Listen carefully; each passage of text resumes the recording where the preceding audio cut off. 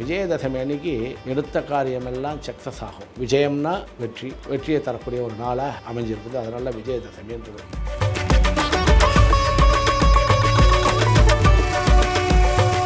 கடன் தொல்லைகளில் இருந்து அவஸ்தைப்பட்டவா மீண்டு வரணும். இந்த மாதிரி வியாபாரங்கள்லாம் நொடிஞ்சு போயிருவா மீண்டு வரணும்னா தெய்வத்தை கொண்டாட நம்ம சுற்றி இருக்கக்கூடிய தோஷங்கள்லாம் நிவர்த்தியாக நம்மளை விருத்தி பண்ணணும். எல்லா ஜீவராசியும் தெய்வத்தை வணங்கும். நாம் எதில் இருக்கோமோ அந்த தொழில் நல்லா விருத்தியாகி அதுலேருந்து நம்ம ராஜபோகத்தை அடைக்கக்கூடிய ஒரு நல்ல விசேஷமாக அமையக்கூடிய உன்னுடன் வாழ்வியலில் சேர்ந்திருக்கக்கூடிய எந்திரங்கள் இதெல்லாம் இதுக்கெல்லாம் நீ பூஜை போடும்பொழுது அது இதுக்கு உண்டான சக்தி உண்டு. அப்பவும் இப்பவும் எப்பவும் அதிரடி கலெக்ஷன் சரவெடி celebration. Darling 3D Deepavali deals.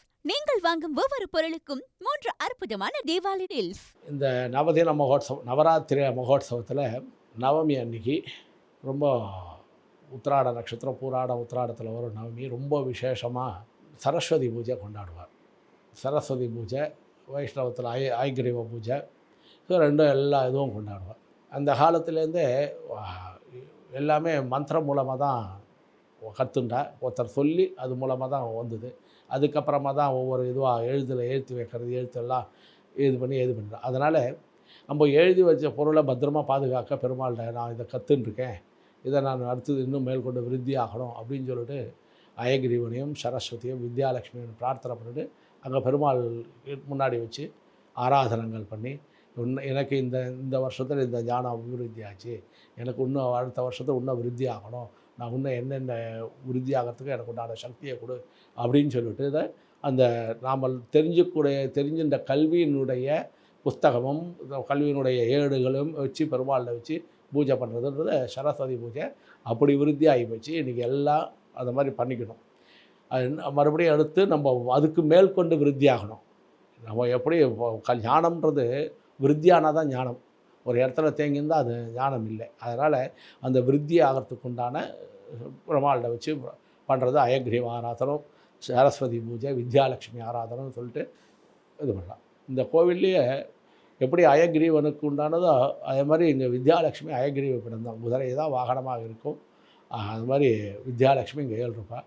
இந்த வித்யாலட்சுமி விசேஷமான பெருமாள் அர்ச்சனையெல்லாம் பண்ணி யார் யாருக்கு என்னென்ன விருத்தி ஆகணும், ஞான அபிவிருத்தின்றது ஒவ்வொரு இடத்துலையும் ஞானத்தினுடைய இது இருக்கும்.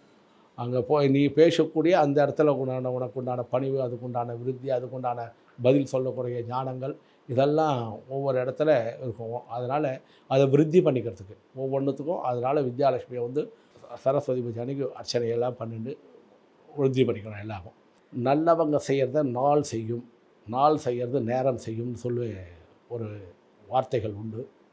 அந்த பிரகாரம் புதன்கிழமை அன்றைக்கி அது புதன்கிழமை ரொம்ப விசேஷம். இந்த வாட்டி அது காலை 6லேருந்து 7 ரொம்ப உகந்த நேரம். புஸ்தகத்தெல்லாம் வச்சு பூஜை பண்ணேன்.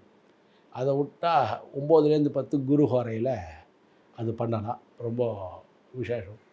அதை விட்டால் இரவு 8லேருந்து 9, இரவு 8 மணிக்கு சிரமம் முடியாதவங்களுக்கெல்லாம் தான் அந்த ஈவினிங்கான பூஜைகள் பண்ணலாம். காத்தால் இந்த 6லேருந்து 7 இல்லை 9லேருந்து 10 புஸ்தகங்கள்லாம் வச்சுட்டு பெருமாள்கிட்ட லக்ஷ்மி சரஸ்வதிக்கிட்ட சரஸ்வதி பூஜை புஸ்தகத்தை வச்சு ஞானாபிவிருத்தி யோசனை பண்ணுறது ரொம்ப ரொம்ப விசேஷமான நேரம். இந்த நேரத்தில் நீங்கள் பூஜை பண்ணி பசங்களுடைய படிப்புக்கும் தன்னுடைய ஞான விருத்திக்கும் பசங்களுடைய எல்லாருடைய கல்விக்கும் தன்னை சார்ந்தவாளுகளுக்கும் உள்ள நல்ல ஞானவரத்துக்கும் பெருமாள்கிட்ட பிரார்த்தனை பண்ணக்கூடிய ஒரு நல்ல நேரம். மறுநாள் விஜயதசமி அன்னைக்கு எடுத்த காரியமெல்லாம் சக்ஸஸ் ஆகும். இது பரம்பரையாக சொல்லிட்டு கூட அது தொட்டு வரக்கூடிய சமாச்சாரம். விஜயம்னா வெற்றி, தசமின்னா 10 நாள். இந்த நவராத்திரி முடிஞ்சு 9 நாள் 10ஆம் நாள் வெற்றியை தரக்கூடிய ஒரு நாளாக அமைஞ்சிருக்குது. அதனால் விஜயதசமின்றது ஒரு வந்துருக்குது. எல்லா மாதமும் 2 தசமி வரும். ஆனால் இதை மட்டும் விஜயதசமின்னு சொல்கிறது காரணம் என்னன்னா, தாயாரும் எல்லா விதமான தெய்வங்களும் நவராத்திரியில் விசேஷமாக கொண்டாடப்பட்டு நம்ம ஒவ்வொரு வீட்லேயும் கொலு வச்சுருப்போம். ஒவ்வொரு வீட்லேயும் கொலு பார்த்திங்கன்னா எல்லா விதமான தெய்வங்களும் வந்திருக்கும். அவங்களுடைய குலதெய்வம் முதல் கொண்டு எல்லா தெய்வங்களும் கொண்டு பண்ணன்னா எல்லா சக்தியும் ஒன்றா சேரக்கூடிய விசேஷமாக அந்த நவராத்திரி அமைஞ்சிடும். அதனால தான் அது மறுநாள் வந்து சந்தோஷத்தை கொடுக்க விஜயதசமியை நல்லா வெற்றியை கொண்டாடக்கூடிய ஒரு இது. அந்த தெய்வங்கள்லாம் நம்மளுடைய கிரகத்தில் ஏறி இருந்து அனுகிரகம் பண்ணிட்டு போகிறா அப்படின்னு சொல்லிட்டு சொல்கிறது. அதிகாலத்தில் போஜராஜன் வந்து எல்லா லக்ஷ்மியை வச்சு பூஜை பண்ணானாம். அப்போது ஒவ்வொரு லக்ஷ்மியாக எல்லாம் வந்து ஒரு குறிப்பிட்ட காலத்துக்கு அப்புறம் நான் எல்லா இடத்துக்கும் போகணும் அப்படின்னு சொல்லிருந்துச்சே. ஒவ்வொரு லக்ஷ்மியாக நான் எனக்கு நீ தாம்பூலம் கூட நான் கிளம்புறேன்னு சொல்லிட்டு ஒவ்வொரு லக்ஷ்மியாக போயின்னு இருக்குச்சே. கடைசியில் தைரிய லக்ஷ்மி இருக்குச்சே மட்டும் சொன்னாராம் போஜராஜ், நீ மட்டும் இருந்து எனக்கு அனுகிரகம் பண்ணு அப்படின்னாராம். நீ மட்டும் இங்கேயே இருந்துரு அப்படின்னாராம். அப்போது தைரியலக்ஷ்மி சொன்னானா, நீ என்னை மட்டும் அத்தனை பேரை விட்டு என்னை எதுக்கு கூப்பிட்டேன்னு, ஒரு தைரியம் இருந்தால் எல்லா காரியத்தையும் சாதிக்கக்கூடிய எனக்கு தன்மை வந்துடும். மீதி எல்லாம் நான் ஒரு அரசன், எனக்கு எப்படி ஞானம் வருதுன்னு இவ்வளோ நாள் பூஜை பண்ண இவாளுடைய இதெல்லாம் வந்துடுத்து. அதனால் நான் தைரியலக்ஷ்மி மட்டும் இருக்கட்டும். அப்போது அஷ்டலட்சுமி ஐஸ்வர்யம் கொடுத்துட்டு எல்லா சக்தியும் உனக்கு எங்கேயே இருக்கட்டும் அப்படின்னு சொல்லிட்டு ஐஸ்வர்யம் பண்ணி ரொம்ப இது பண்ணதுனால மறுநாள் விஜயதசமி வெற்றியாக கொண்டாடினான்னு ஒரு கதை உண்டு. அது மாதிரி விஜயதசமியை வெற்றியாக கொண்டாடுறதுக்கு உண்டான ஒரு இது. இந்த விஜயதசமியில் எது ஆரம்பித்தாலும் சக்ஸஸ் ஆகும், எது ஆரம்பித்தாலும் ரொம்ப சக்ஸஸ் ஆகும். அப்பேற்பட்ட ஆரம்பிக்கக்கூடிய காலம். அதனால தான் எல்லாத்துக்கும் எதிரானா ஞானம், விருத்தி, கல்வி. அதனால தான் அது இந்த நாளில் முதல்ல ஆரம்பிக்கும். அக்ஷராபியாசம் பண்ணு, ஆரம்பி, வேத ஆரம்பி, படிப்பு ஆரம்பி, அன்றைய நாளில் ரொம்ப விருத்தி ஆகும் அப்படின்னு சொல்லிட்டு. ஏன்னா இந்த 9 நாளும் பண்ணக்கூடிய சக்தி சாநித்தியமும் அந்த நாளில் சேர்ந்து இருக்கிறதுனால, எல்லா தெய்வத்தினுடைய ஆசீர்வாதமும் பிளஸ்ஸிங்காக இருக்கிறதுனால அவ்வளோ நல்ல ஒரு விசேஷமான நாள் அப்படின்னு சொல்லியிருந்தால் அக்ஷராபியாசம் பண்ணணும் அப்படின்னு சொல்கிறாங்க.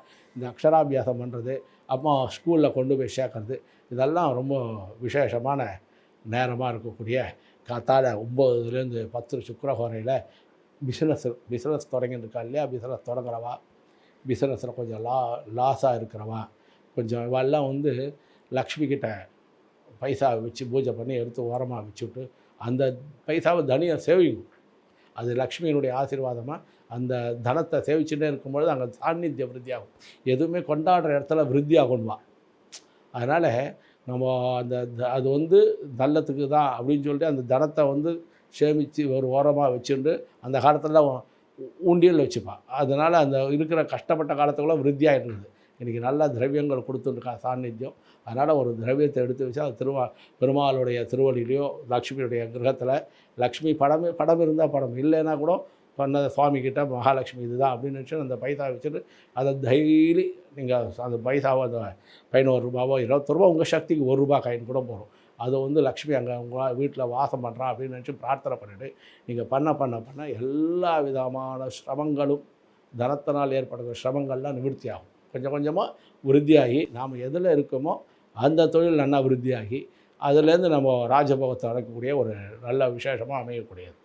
10லேருந்து 11 வந்து புதகோரை ஸ்கூலில் அட்மிஷன் வாங்கி சேர்க்கறது, அதுக்கப்புறம் குழந்தைகளை அக்ஷராபியாசம் பண்ணுறது, இதெல்லாம் வந்து ரொம்ப விசேஷம். ஞானத்தை விருத்தி பண்ணக்கூடிய ஒரு புதன்.